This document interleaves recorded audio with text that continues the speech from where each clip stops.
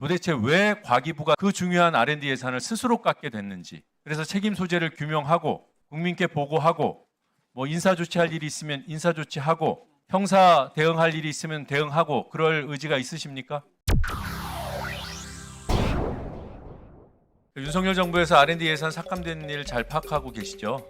네, 잘 알고 있습니다. 네, 이런 일이 반복되면 안 되기 때문에 반드시 우리가 여기서 교훈을 얻어야 된다고 생각합니다. 당시 예산, R&D 예산을 과기부가 스스로 깎았습니까? 아니면 기재부에서 종합 심사하는 과정에서 깎였습니까? 위원님, 그 부분 제가 정확하게 파악을 못하겠습니다. 제가 설명을 드리면 애초 과기부는 2% 인상안을 마련했다가 외압이 있었는지 내부적으로 어떤 일이 있었는지 과기부 스스로 무려 16.6%를 깎았습니다. 이걸 꼭 아셔야 돼요. 제가 서면 질문을 드렸습니다. 이러한 일이 반복되지 않기 위해서는 책임 소재 규명이 필요하지 않은가? 여기에 대해서 뭐라고 답변하셨냐 하면 예산 삭감과 같은 일이 반복되지 않도록 제도적 보완이 가장 필요하다고 답을 하셨어요.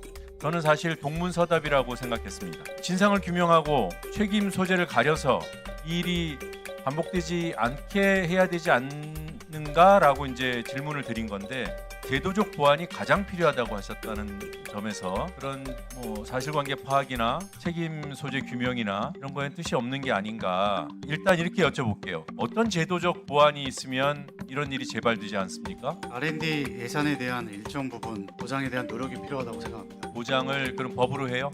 법으로 이렇게 명명하긴 하는 데 있어서 여러 가지 부처 간에 좀 논쟁이 좀 있을 수는 있을 것 같습니다. 그렇죠. 다만 지금 우리나라의 GDP 대비 일정 수준 이상의 예산이 편성돼야 한다, 보장돼야 한다 이런 법이 있나요? 혹시 올해 우리 그 과기부 R&D 예산이 전체 예산 대비 몇 %인지 아십니까? 늘 4%대이다가 윤석열 정부에서 그 R&D 예산을 폭력적으로 깎은 뒤에 3%대로 떨어졌다가 겨우 지금 복원되고 있는 과정이죠. 네, 맞습니다. 네, 이렇게 한번 떨어지면 올리기가 쉽지 않아요. 제가 보니까 한 번도 5%를 넘었던 적이 없더라고요.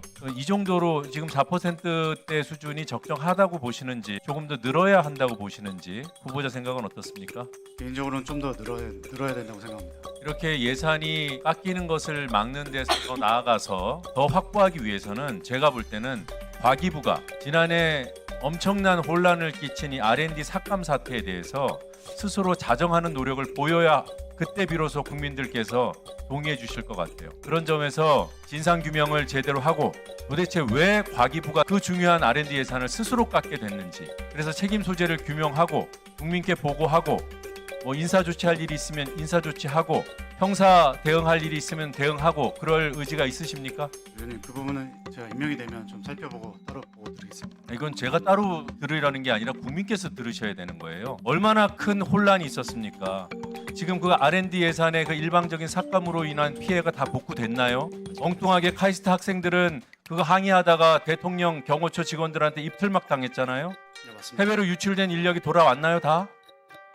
이런 엄청난 혼란과 국가적인 피해를 끼쳤으면 거기에 합당한 책임을 묻는 것이 정상인데 여기에 소극적일 이유가 있을까요? 대단한 무슨 뭐 적폐청산하라는 게 아니라 눈에 보이는 문제를 일으킨 분들에 대해서 적정한 책임을 물어달라는 겁니다. 예를 들면 TF 같은 걸 만들어서 일단 자체 점검하는 것을 일단 요구하시는 거죠?